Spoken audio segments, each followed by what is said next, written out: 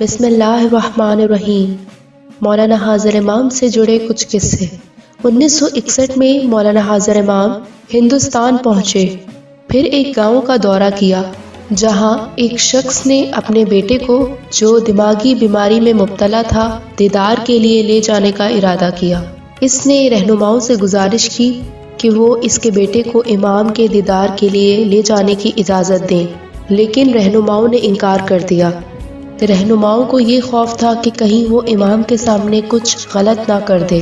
اس شخص نے بار بار درخواست کی اور آخرکار یہ طے پایا کہ 2 والنٹیئرز امام کے سامنے مضبوطی سے اس کا ہاتھ پکڑیں گے۔ جب اس شخص کی باری آئی تو امام نے والنٹیئرز رضاکاروں کو حکم دیا کہ وہ اس لڑکے کا ہاتھ چھوڑ دیں۔ جماعت کو خدشہ تھا کہ کہیں امام کی موجودگی میں لڑکا کوئی گڑبڑ نہ کر دے، حالانکہ اس کا الٹ ہی ہوا۔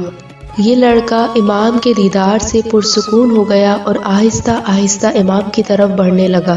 امام علیہ السلام نے اس کے سر پر ہاتھ رکھا اور اس کے والد سے کہا، خانہ ودان، میری دعا ہے کہ یہ جلد ہی صحتیاب ہو جائے، آپ اس کا علاج جاری رکھیں۔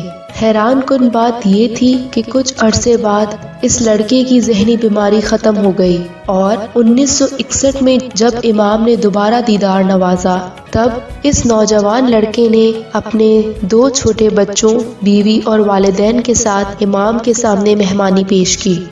امام علیہ السلام کی دعا اسیس سے وہ ٹھیک ہو چکا تھا اور اپنے والد کی دکان پر کام کرتا تھا۔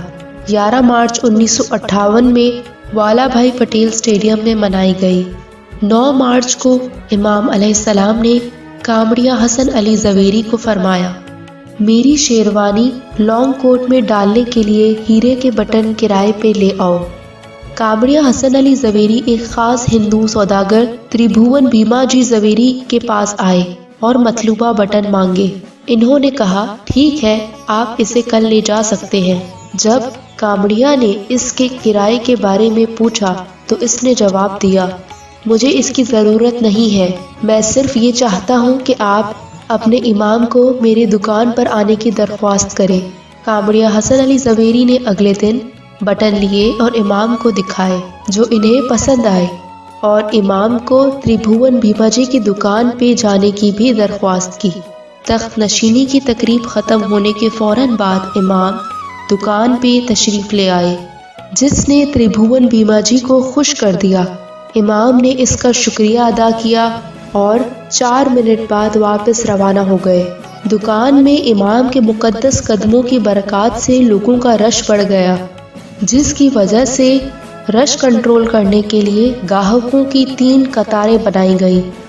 جب اچانک رش کی وجہ پوچھی گئی تو تریبھون بھیما جی نے کیلنڈر کی طرف اشارہ کیا جس میں امام کی تصویر تھی اور کہا کہ یہ سب ان کی مہربانی اور رحمت کا نتیجہ ہے۔